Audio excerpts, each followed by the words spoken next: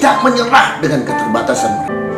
Mereka tidak punya keanggunan, mereka tidak punya pamor yang mereka teriakkan, Yesus anak Daud, kasihanilah kami. Tidak ada orang yang paling malang karena setiap untuk tidak bisa mendekat kepada Tuhan. Tidak ada Allah. Shalom saudara yang terkasih dalam nama Tuhan Yesus Kristus. Puji nama Tuhan, kita boleh berkumpul bersama pada saat ini. Dan kita akan mendengarkan kebenaran firman Tuhan sebagaimana yang sudah ditetapkan buat kita semuanya pada saat minggu hari ini. Sebelum kita masuk ke dalam pembahasan firman Tuhan, mari kita tundukkan kepala, kita bersatu di dalam doa. Segala puji dan syukur Bapa, kami naikkan kehadirat-Mu untuk segala kebaikan dan kemurahan yang terus Kau berikan di dalam kehidupan kami.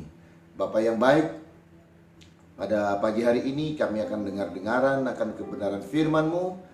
Mari Tuhan, Engkau yang hadir mengurapi hamba-Mu, mengurapi setiap kami sehingga firman-Mu hari ini sungguh akan menjadi berkat dalam kehidupan kami. Bapa, Engkau yang berkarya atas kami dan Engkau yang menyertai seluruh kehidupan kami.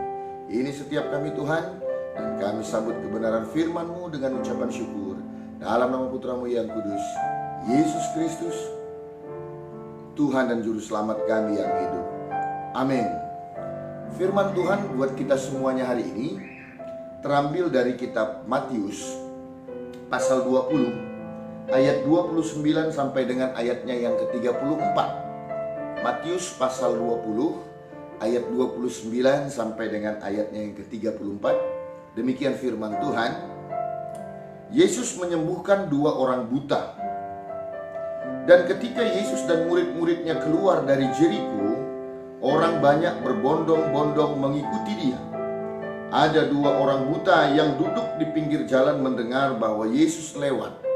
Lalu mereka berseru, "Tuhan, anak Daud, kasihanilah kami." Tetapi orang banyak itu menegur mereka supaya mereka diam. Namun mereka makin keras berseru, katanya, "Tuhan, anak Daud, kasihanilah kami." Lalu Yesus berhenti dan memanggil mereka. Ia berkata, "Apa yang kamu kehendaki supaya aku perbuat bagimu?" Jawab mereka, "Tuhan, supaya mata kami dapat melihat." Maka tergeraklah hati Yesus oleh belas kasihan. Lalu ia menjamah mata mereka, dan seketika itu juga mereka melihat lalu mengikuti dia. Tema yang ditetapkan untuk kita semuanya pada minggu ini adalah Tuhan, dengarkanlah aku. Saudaraku yang terkasih dalam nama Tuhan Yesus Kristus, yang paling menyakitkan dalam hidup adalah ketika kita merasa bahwasanya hidup kita ini berjalan sendirian. Bahwasanya kita berjalan dalam satu tanpa ada tujuan, tanpa ada yang mendampingi, dan itu yang paling tidak mengenakan. Ada satu teori dalam filsafat modern yang berkata teori Allah mati. Artinya teori yang mengatakan bahwasanya Tuhan tidak campur tangan dalam kehidupan kita. Kita mau jadi apa karena keputusan kita. Kita mau berjalan dan melakoni apa, tidak ada urusan dengan Tuhan. Semua adalah karena kehendak kita dan karena keputusan-keputusan kita. Namun di dalam teologi kekristenan, di dalam kita sebagai umat Tuhan, ini yang perlu kita ketahui. Tuhan kita tidak pernah janji membuat setiap umatnya akan semua menjadi orang yang kaya dan makmur. Tidak. Tuhan tidak pernah berjanji bahwasanya setiap orang yang ada di dalamnya tidak akan menghadapi tantangan ataupun ujian. Tuhan juga tidak pernah berjanji bahwasanya ketika kita di dalam Dia, segala sesuatunya akan menjadi mulus, segala sesuatunya tidak memiliki persoalan. Tidak, saudara. Tuhan hanya menjanjikan bahwasanya penyertaannya terus sepanjang segala masa. Artinya ada kontinuitas yang berkelanjutan terus-menerus bagi setiap orang percaya. Satu hal yang harus kita tahu, Tuhan kita, Tuhan yang tidak mengabaikan kita. Tuhan kita bukan Tuhan yang lepas tangan atas kita. Tuhan kita bukan Tuhan yang tidak peduli dan tidak tahu apa yang terjadi dalam hidup kita. Saudara, firman Tuhan hari ini bercerita tentang bagaimana waktu itu sepulang dari Jericho, Tuhan Yesus saat itu dielulukan banyak orang, dia sangat dikagumi oleh banyak orang. Lalu kemudian di tengah dia sedang menjadi favorit saat itu, dan ketika dia melintas, dia ada dua orang buta. Kalau di dalam versi kitab Markus itu lebih spesifik lagi, ada seorang yang bernama Bartimeus dikatakan di sana, saudara. Nah, dua orang buta dari sejak lahirnya ini, ketika mereka mendengar Yesus melintas di daerah mereka, yang mereka lakukan adalah berseru dan berteriak. Pekerjaan mereka adalah orang buta, dan karena kebutaannya itu akhirnya menjadi orang yang punya profesi sebagai pengemis atau meminta-minta, hanya mengharap belas kasihan dari orang. Lalu kemudian saudara, ketika mereka mendengar Yesus lewat, mereka berseru, "Anak Daud, kasihanilah kami. Anak Daud, kasihanilah kami." Mereka berteriak-teriak, saudara, di antara kerumunan orang yang begitu banyak. Lalu orang yang banyak itu akhirnya merasa terganggu karena teriakan mereka. Dan orang banyak berkata, "Diam kamu, jangan ribut." Orang-orang melarang mereka untuk berteriak. Tetapi apa yang dilakukan oleh dua orang buta ini? Alkitab kita mengatakan, semakin lantang mereka berseru, semakin keras mereka berteriak, "Yesus, Anak Daud, kasihanilah kami." Dan akhirnya Yesus melihat kepada mereka. Yesus tertarik kepada mereka. Dan Yesus berkata, "Apa yang kau mau supaya aku perbuat bagimu?" Lalu kemudian mereka berkata kepada Yesus, "Guru, supaya mata kami boleh melihat." Dan kemudian akhirnya mukjizat itu terjadi. Yesus menjamah mata mereka, dan mereka akhirnya melihat kembali, dan mereka menjadi mengikut Yesus di dalam perjalanannya.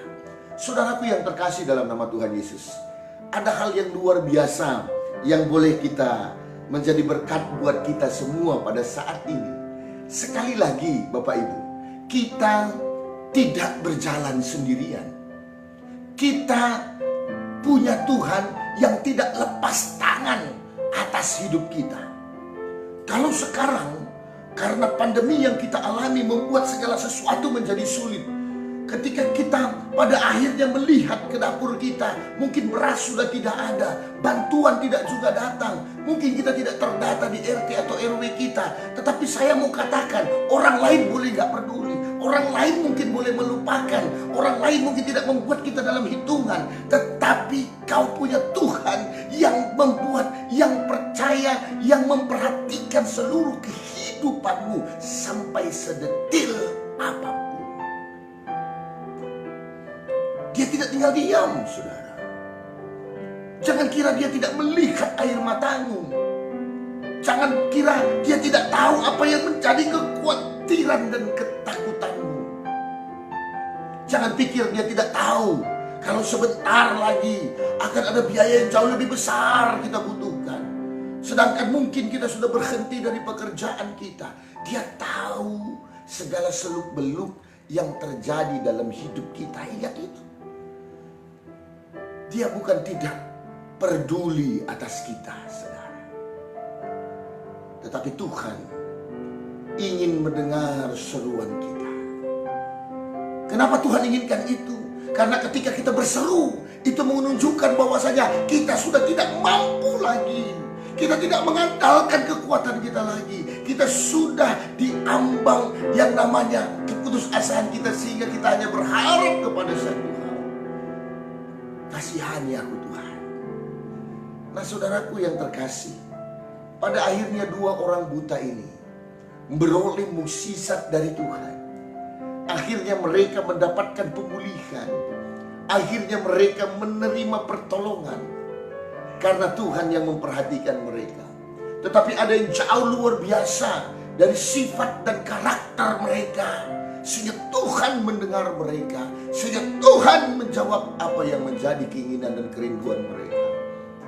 Bapak Ibu, kita melihat bersama-sama, dan saya mencatat di sini ada beberapa hal yang boleh menjadi berkat buat kita semuanya. Yang pertama, saudara, sikap yang harus kita teladani dari dua orang buta ini.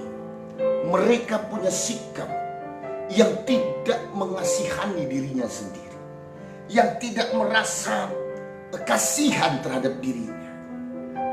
Saudaraku yang terkasih, berkali-kali saya katakan, Tuhan kita ketika Dia membuat bangsa Israel harus berjalan berputar-putar selama 40 tahun di padang gurun sebelum masuk ke tanah perjanjian.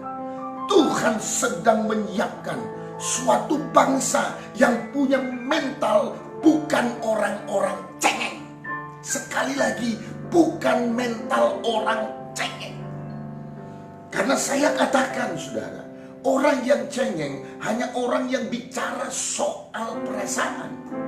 Tetapi Tuhan sedang mau membuat ketika cobaan itu datang, ujian itu datang, Dia sedang membentuk karakter yang Dia inginkan, yaitu menjadi umat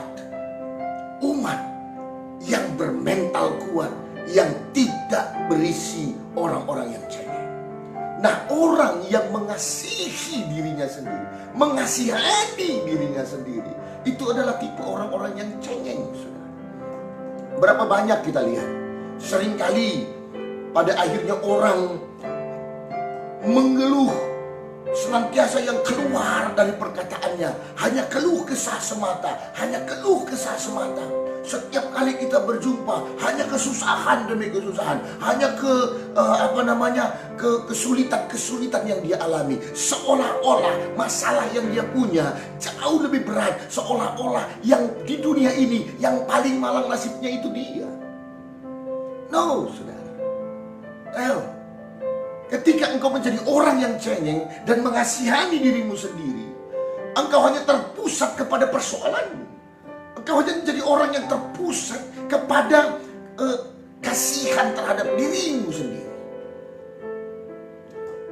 Dua orang buta ini, kurang apa kesusahan yang mereka alami? Mereka tidak mau kalau seandainya ada pilihan untuk menjadi orang yang normal. Mereka pasti akan pilih, Tuhan saya mau lahir normal, jangan buat saya lahir buta. Tetapi kebutaan yang harus mereka alami dalam hidup. Dan karena kebutaannya mereka gak bisa, terbatas dalam mencari pekerjaannya, terbatas untuk melakukan segala sesuatunya. Dan hanya opsi yang mereka punya adalah meminta-minta dari orang banyak, memohon belas kasihan dari orang banyak. Kalau seandainya mereka bisa memilih, mereka tidak akan pilih untuk mengadakan profesi atau memilih menjadi profesi seorang pengemis. Siapapun tak akan mau. Tetapi itu yang mereka harus terima dan harus jalani. Tetapi apakah mereka mandiri? Tetapi apakah mereka berkeluh kesah? Apakah mereka mengasihani dirinya sendiri? Ah, kalau seandainya aku tidak jadi orang buta.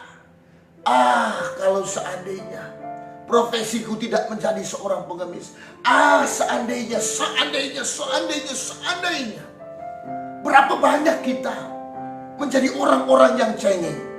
Kalau saja aku ambil ini, kalau saja aku begini, kalau saja jodohku bukan ini, kalau saja waktu itu keputusanku ini. Saudara, kita berpusat hanya kepada kesialan-kesialan, hanya kepada masalah-masalah yang kita punya. Stop untuk mengasihani dirimu. Jauh lebih banyak. Banyak orang dengan versi yang bermacam pula dalam masalah, dalam persoalan. Tidak mengasihani diri akan membuat kita pada akhirnya tidak lagi terfokus kepada persoalan demi persoalan kita. Bapak Ibu, sebab masalah, sebab persoalan, siapapun kita selama hidup di dunia, maka temannya pasti adalah masalah. Yang menjadi mentalitas yang Tuhan inginkan adalah jangan terfokus kepada masalah. Jangan terfokus kepada persoalan. Adalah hal yang wajar ketika kita tertimpa oleh persoalan. Adalah hal yang wajar ketika pada akhirnya kita harus menghadapi ujian untuk mencapai suatu tujuan. Adalah hal yang normal ketika tantangan silih berganti menghadapi kita. Saudaraku, dua orang buta ini pada akhirnya memilih untuk tidak mengasihani diri mereka. Dan itu sesuatu yang harus dijalani. Itu sesuatu yang memang menjadi bagian dari hidupnya dan yang harus dia ikuti prosesnya. Saya nggak tahu apa yang menjadi latar belakang. Tapi hari ini engkau yang suka mengeluh, engkau yang senantiasa mengasihani dirimu seolah-olah engkau yang paling malang dalam hidupmu. Saya mau bilang, tidak ada yang salah dengan apa yang sudah terjadi di belakang. Tidak ada yang salah dengan usaha yang sudah bangkrut pada saat itu. Tidak ada yang menjadi sesuatu yang luar biasa kalau saat ini seandainya hidupmu sedang kacau balau. Tidak ada yang salah. Yang salah adalah ketika engkau hanya melihat itu semua dan terpaku kepada itu semua. Yang harus kau lakukan adalah mengambil pelajaran dari apa yang sudah terjadi di masa lalu kehidupan kita. Dua orang buta ini akhirnya mendapatkan perhatian Tuhan. Karena dia memilih untuk tidak mengasihani dirinya. Dia mau keluar sebagai orang yang punya mental yang kuat, bukan mental yang cengeng. Lalu hal yang kedua yang menjadi luar biasa sikap daripada dua orang buta ini. Alkitab kita mencatat ketika mereka itu tidak punya apa-apa, Bapak Ibu. Mereka nggak pernah tahu sosok Yesus itu seperti apa. Karena mereka buta. Mereka nggak tahu bagaimana indahnya dunia, bagaimana hijaunya dedaunan. Mereka nggak tahu itu. Yang mereka punya hanya telinga. Telinga untuk mendengar. Saya percaya mereka mendengar tentang apa yang diperbuat oleh Yesus. Hanya itu, Bapak Ibu. Dan ketika pendengaran itu akhirnya menjadi iman buat mereka. Dan satu kesempatan itu datang. Yesus melintas di dekat mereka. Yang mereka lakukan adalah berseru, berteriak. Saudara, tool mereka hanya dua. Mereka punya pendengaran dan mereka punya suara untuk mendengar. Tetapi itu cukup bagi mereka untuk berseru kepada Tuhan. Hal yang kedua, saudara, mereka tidak mau dibatasi oleh keterbatasannya. Karena mereka tahu setiap kita pasti punya kekuatan untuk bisa datang kepada Tuhan. Banyak dari kita, saudara, hanya untuk datang saja dalam waktu yang normal kemarin-kemarin itu. Kenapa anda ibadah, Bu? Pak, kemarin saya kurang enak kepala saya, kita tak datang ke gereja. Oh Pak, kemarin ban sepeda motor saya kempes, jadi saya nggak bisa. Udahlah Pak, akhirnya saya nggak gereja di rumah. Banyak sekali aja persoalan-persoalan kecil saja. Itu pada akhirnya membatasi kita untuk bisa datang kepada Tuhan. Banyak sekali dalih kita, saudara, untuk tidak bisa berseru kepada Tuhan. Ketika sebelum pandemi ini terjadi, apakah bangun mesbah dalam keluarga? Oh, kita punya dalih yang begitu banyak. Kita berkata, aduh Pak, sibuknya pekerjaan. Aduh Pak, bagaimana namanya, sudah sangat padat sekali pekerjaan saya sehingga kadang-kadang tidak punya waktu di rumah. Oke, sekarang sudah lockdown, itu pun tidak dilakukan juga. So, sebenarnya persoalannya bukan segala sesuatu yang ada di luar kita. Persoalannya adalah, do you have willing or not? Kau punya kemauan atau tidak? Bapak Ibu, mereka tidak mau menyerah dengan keterbatasan mereka. Tidak menyerah dengan keterbatasan mereka. Tidak bisa dan tidak kenal siapa Yesus karena mereka tak bisa melihat. Tetapi mereka mau dengar tentang Yesus. Mereka tidak punya keanggunan, mereka tidak punya pamor, mereka tidak punya kedudukan untuk membuat orang lain pada akhirnya membantu mereka untuk melihat kepada Yesus. Tetapi mereka punya suara dan itu yang mereka teriakkan, Yesus anak Daud, kasihanilah kami. Come on. Tidak ada orang yang tidak punya kelebihan diberikan Tuhan. Tidak ada orang yang paling malang, karena setiap kita pasti diberikan oleh Tuhan talenta-talenta. Jadi tidak ada alasan bagi kita untuk tidak bisa mendekat kepada Tuhan.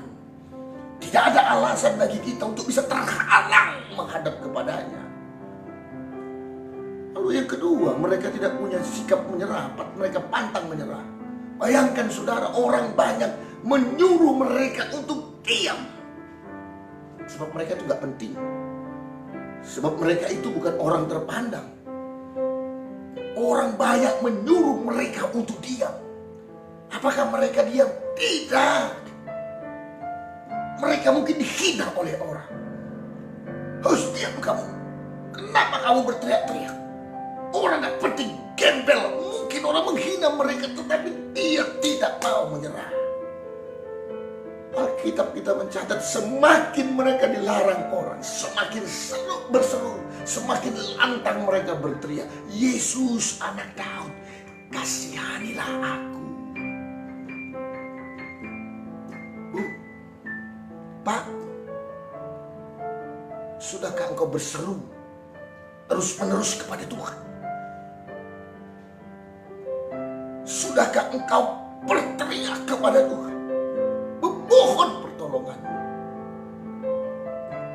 Sudahkah engkau terus mendoakan masalahmu? Jangan menyerah, saudara. Dengar ini, Pak. Mukjizat akan terus ada. Pemulihan akan tetap boleh terjadi. Hanya dengan satu syarat. Engkau belum menyerah. Tapi di saat engkau sudah menyerah, it's over. Everything's gonna be over. Semuanya sudah selesai. Tapi kau kalau tidak menyerah, maka harapan itu tetap ada. Maka pengharapanmu akan mukjizat itu masih bisa terjadi. Saat engkau tidak memilih untuk menyerah, segala sesuatu masih bisa dipulihkan.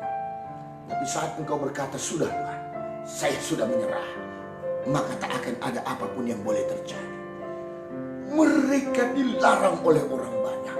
Mereka orang buta yang hanya punya suara dan pendengaran, tapi itu tidak menghalangi mereka untuk berseru kepada Yesus, berteriak kepada Yesus. Bapak Ibu, sekali lagi Tuhan tidak janjikan engkau harus menjadi orang yang kaya dan berkelimpahan. Tuhan tidak janjikan kalau engkau tidak akan punya masalah, tetapi Tuhan janjikan engkau berseru, aku akan mendengar doamu, aku akan mendengar permohonanmu. Air matamu kutaruh dalam kirbatku.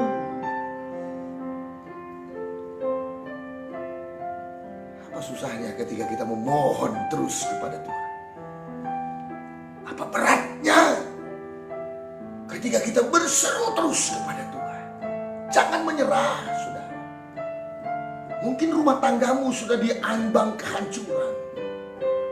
Mungkin kau saat ini sudah penuh ketakutan karena apa? Beras sudah tidak ada lagi. Tapi saya mau bilang, jangan menyerah.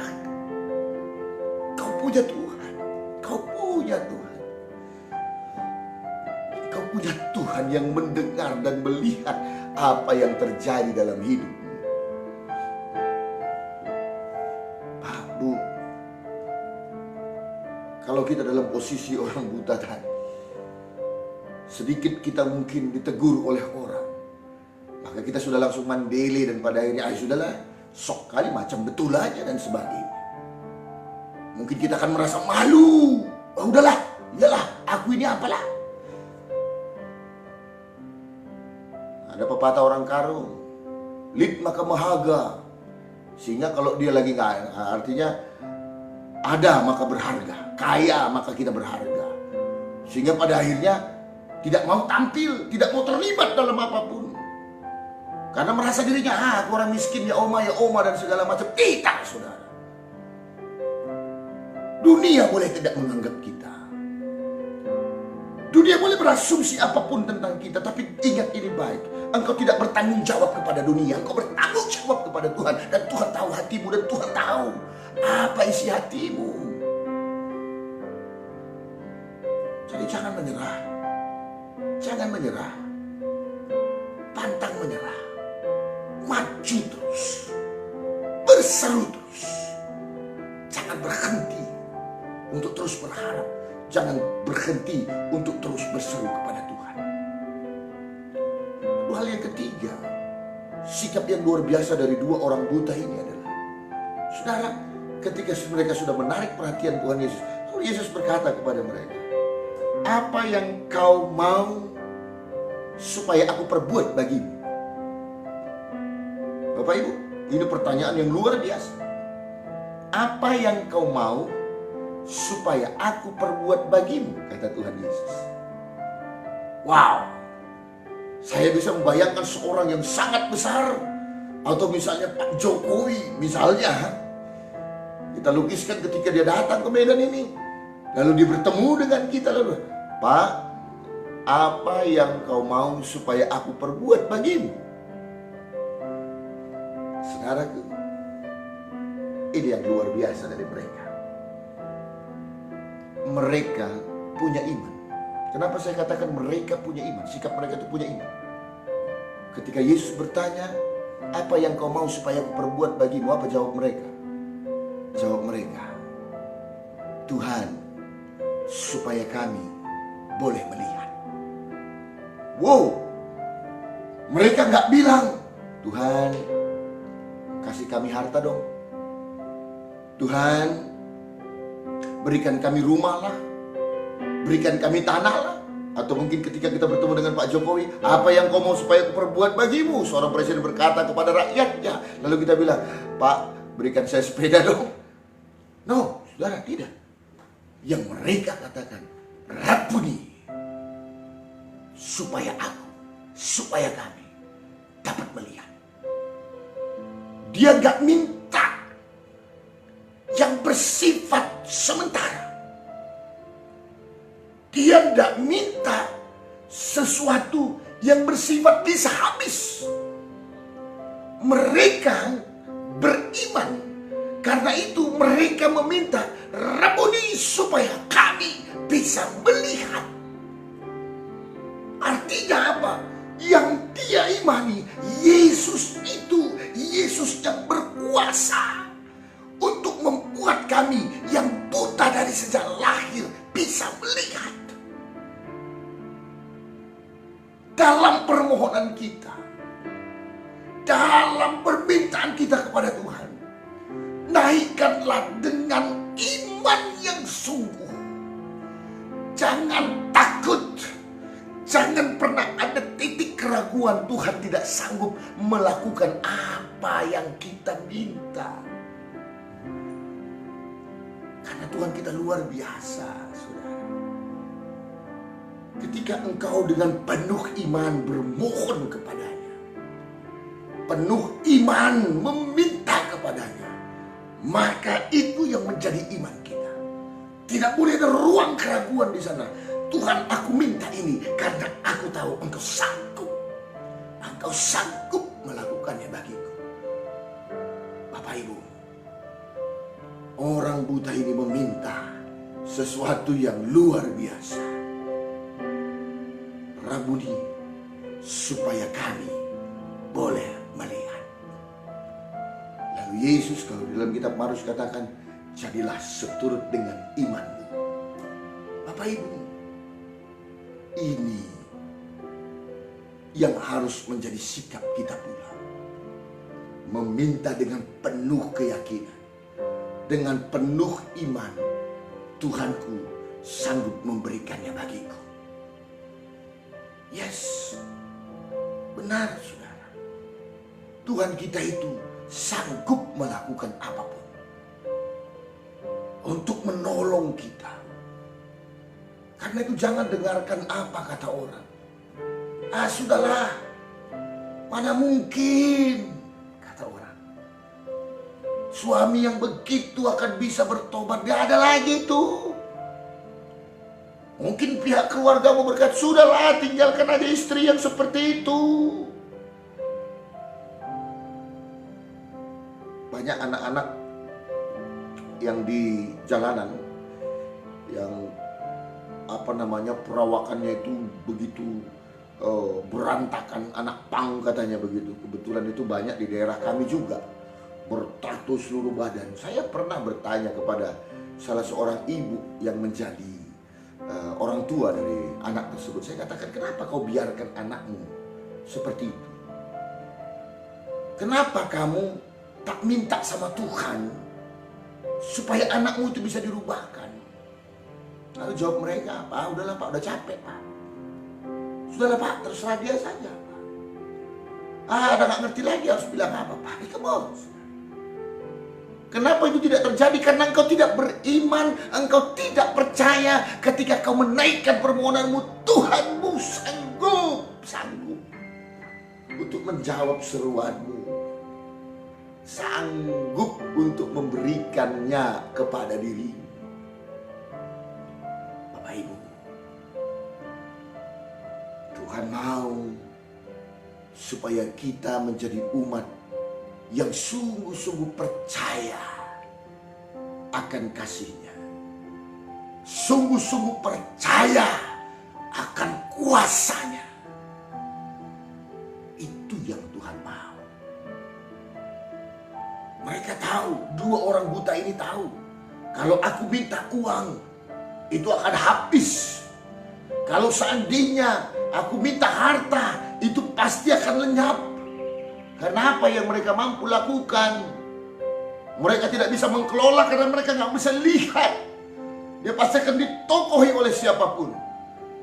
Dan dia tahu yang paling penting adalah supaya aku bisa melihat. Permintaan yang tidak main-main.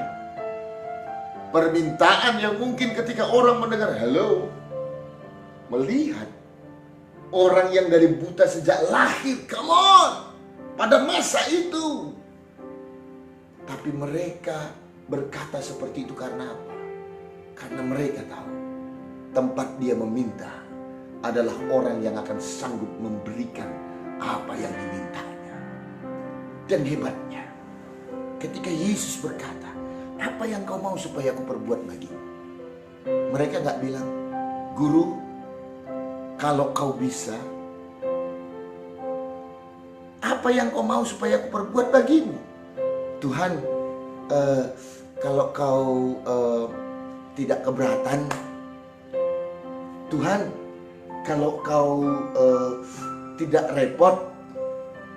Tuhan, mana tahu entah kau sanggup. No! Ketika Yesus berkata, apa yang kau mau supaya aku perbuat bagimu? Jawaban mereka jelas, lugas, tuntas. Mereka berkata apa? Supaya kami bisa melihat.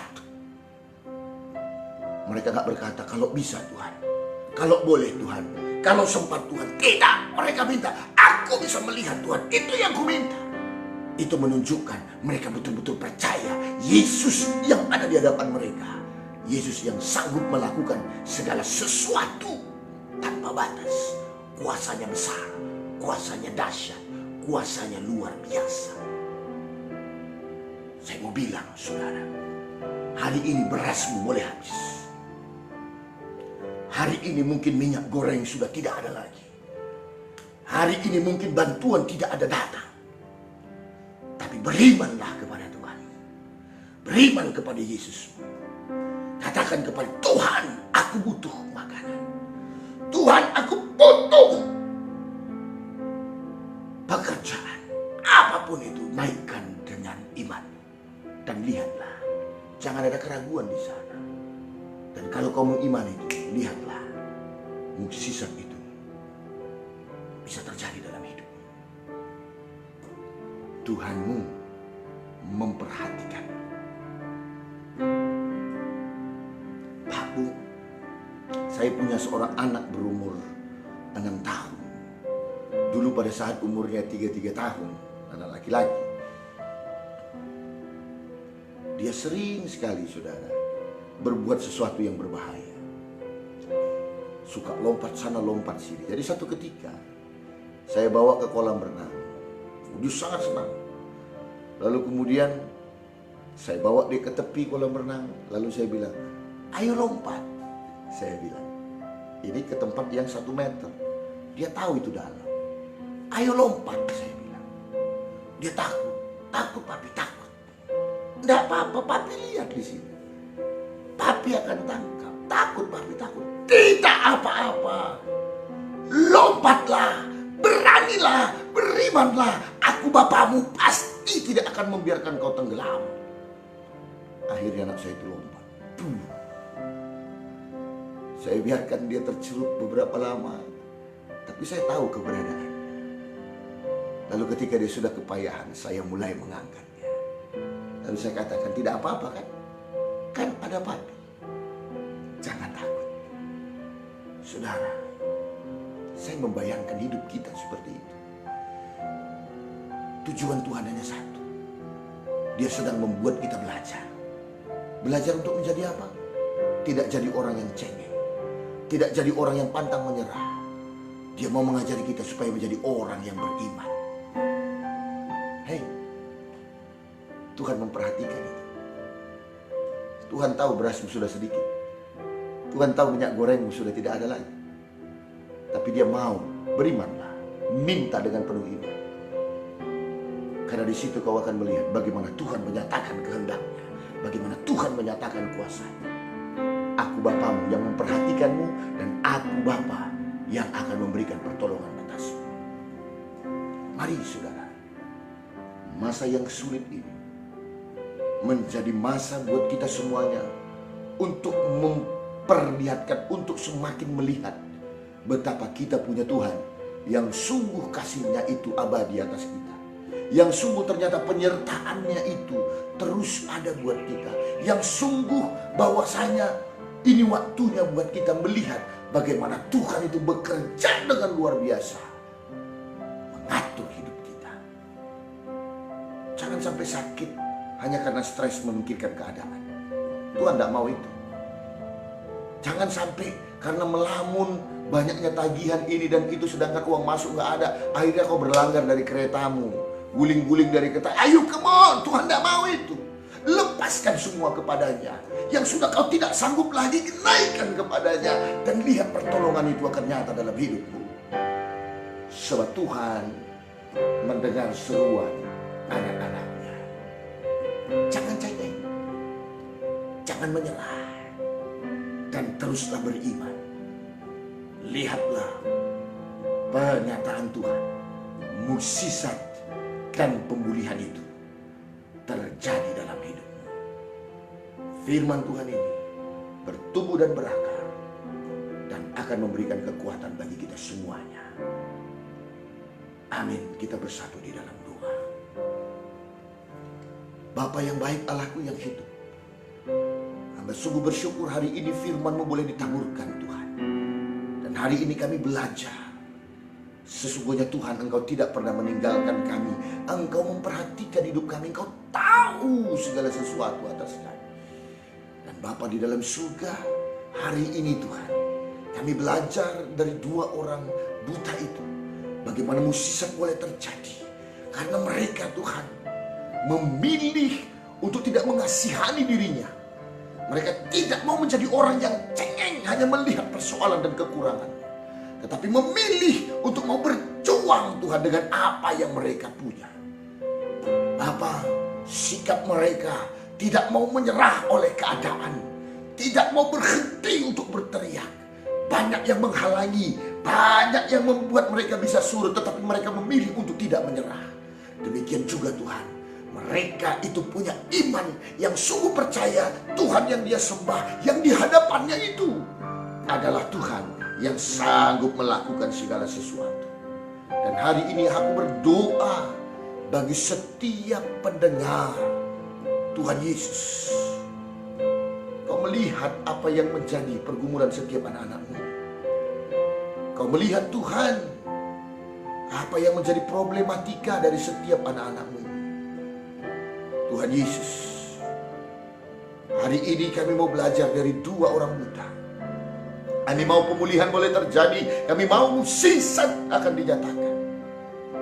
Karena itu biarlah hari ini setiap anak-anak Tuhan yang mendengarkan kebenaran firman boleh melakukan kebenaran firman ini dan mengimani firman Tuhan ini, sehingga sungguh Tuhan mukjizat itu boleh terjadi. Kami tidak akan menjadi jatuh, kami tidak akan menyerah, kami tidak akan menjadi cengeng karena keadaan yang susah. Kami maju terus di dalam Tuhan dan kami mengimani dalam nama Tuhan Yesus, Engkau sanggup memulihkan hidup kami dan menyatakan mukjizat itu atas kami. Kuasa-Mu mengalir, firman-Mu dinyatakan bagi setiap kami. Terima kasih Bapa, terima kasih Tuhan. Bahkan kami pun percaya pemulihan juga boleh terjadi bagi bangsa ini. Pemulihan boleh terjadi bagi gereja-Mu. Pemulihan dan pengurapan Tuhan turun ke atas setiap pemimpin kami. Terima kasih Bapa, sekalipun kami terbatas di dalam pertemuan kami, tetapi kami percaya Roh-Mu yang kudus itu ada di dalam dan mendiami setiap orang yang percaya kepada-Mu. Dan kami percaya urapan-Mu akan berlaku sama bagi setiap umat. Terima kasih Tuhan Yesus. Mukjizat itu boleh terjadi. Engkau Bapa yang mendengar seruan dan permohonan kami. Kami mengakhiri ibadah minggu kami pada pagi hari ini di dalam nama Putra-Mu yang kudus, Yesus Kristus Tuhan dan Juru Selamat kami yang hidup. Saudaraku yang terkasih dalam nama Tuhan Yesus Kristus, pulanglah engkau dalam damai sejahtera daripada Allah Bapa. Namun sebelum engkau pulang, marilah tengadakan tanganmu di hadapan Tuhan dan terimalah segala berkat daripadanya. Anugerah daripada Allah Bapa, kasih setia dari Tuhan kita Yesus Kristus serta persekutuan dengan Roh Kudus, itulah yang akan menyertai engkau sekalian, menyatakan mukjizatnya serta memulihkan kehidupanmu sekalian. Mulai dari pagi hari ini, esok sampai kedatangannya yang kedua kali, bahkan sampai selama-lamanya, kita yang percaya dan diberkati oleh Tuhan, bersama-sama kita katakan amin. Kau Allah yang besar, ajaib dan mulia. Kau Yesus yang selalu membuatku terpesona. Segala pujian bagi-Mu ya Tuhan. Hanya Kau yang layak ku agungkan. Kau Allah yang besar, ajaib dan mulia. Kau Yesus yang selalu membuatku terpesona. Segala pujian bagi-Mu ya Tuhan. Hanya Kau yang layak ku agungkan. Hanya Kau yang layak. Yesus, Engkau yang layak. Hanya Kau yang layak ku agungkan.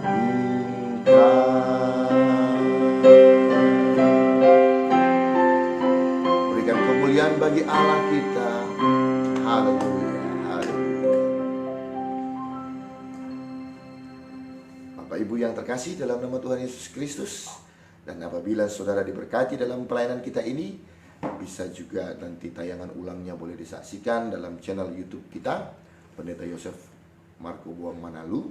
Dan silahkan saudara, kalau saudara diberkati, saudara juga bisa membagikan dan men-share kembali kebenaran firman Tuhan ini kepada saudara-saudara kita yang lain. Sampai bertemu dalam program berikutnya. Tetap dalam perlindungan Tuhan, tetap mengasihi Tuhan, jangan pernah menyerah. Tuhan Yesus memberkati kita semua. Shalom.